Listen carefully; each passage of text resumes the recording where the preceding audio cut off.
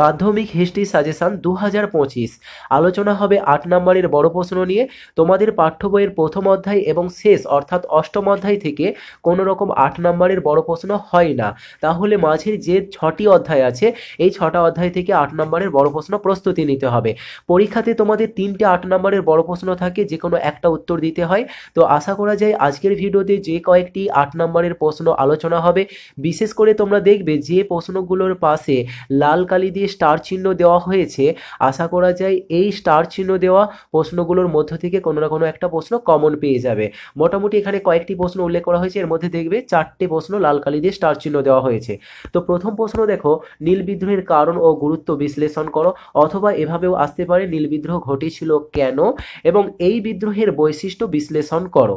পরে 2 নম্বর প্রশ্ন দেখো, সাঁওতাল বিদ্রোহের প্রধান কারণ কি, এই বিদ্রোহের গুরুত্ব নির্ণয় করো বা সাঁওতাল বিদ্রোহের ফলাফল। পরবর্তী প্রশ্ন দেখো, শিক্ষা বিস্তারে প্রাচ্যবাদী ও পাশ্চাত্যবাদী বিতর্ক কি, এরই সাথে থাকছে উচ্চশিক্ষার বিকাশে কলকাতা বিশ্ববিদ্যালয়ের ভূমিকা আলোচনা করো। তো এটাও দেখতে পাচ্ছ 3টে লাল কালি দিয়ে স্টার চিহ্ন দেওয়া হয়েছে। লাল কালিতে স্টার চিহ্ন বলতে এই 3টে যেটা দেওয়া আছে সেই প্রশ্নগুলো এবছরের জন্য খুবই গুরুত্বপূর্ণ। এবার 4এর প্রশ্ন দেখো, বাংলার নবজাগরণের বৈশিষ্ট্য আলোচনা করো, অথবা দিয়ে এই প্রশ্নটা এভাবেও থাকে, একটু এভাবেও তৈরি করে রাখবে, 19 শতকে বাংলার নবজাগরণের প্রকৃতি বা চরিত্র আলোচনা করো, অথবা 19 শতকের বাংলার সমাজ সংস্কার আন্দোলনে ব্রাহ্ম সমাজ কিরূপ ভূমিকা ছিল। পরের প্রশ্ন সংক্ষেপে মহাবিদ্রোহ অর্থাৎ 1857 খ্রিস্টাব্দের যেটা মহাবিদ্রোহ তার চরিত্র বিশ্লেষণ করতে বলা হয়েছে। পরবর্তীতে বলা হয়েছে লেখায় ও রেখায় ভারতীয় জাতীয়তাবোধের বিকাশ আলোচনা করো। এই প্রশ্নটা এভাবেও থাকে, ভারতের জাতীয়তাবোধের বিকাশে সাহিত্য ও শিল্পীদের অবদান লেখো। পরে থাকছে রবীন্দ্রনাথ ঠাকুরের শিক্ষা চিন্তা ও শান্তিনিকেতন ভাবনার সংক্ষিপ্ত পরিচয় দাও।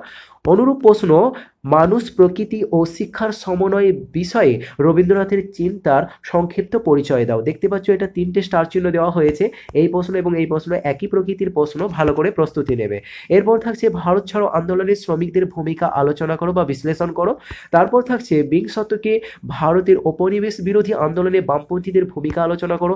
এবং শেষ প্রশ্ন থাকছে সশস্ত্র বিপ্লবী আন্দোলনে নারীদের কিংবা পাশাপাশি ছাত্রদের ভূমিকা বিশ্লেষণ করো। মোটামুটি এই 10টা প্রশ্ন তোমাদের মোট 6টা, মাঝের যে 6টা অধ্যায় এই 6টা অধ্যায় থেকে মোটামুটি 10টা প্রশ্ন উল্লেখ করে দেওয়া হয়েছে।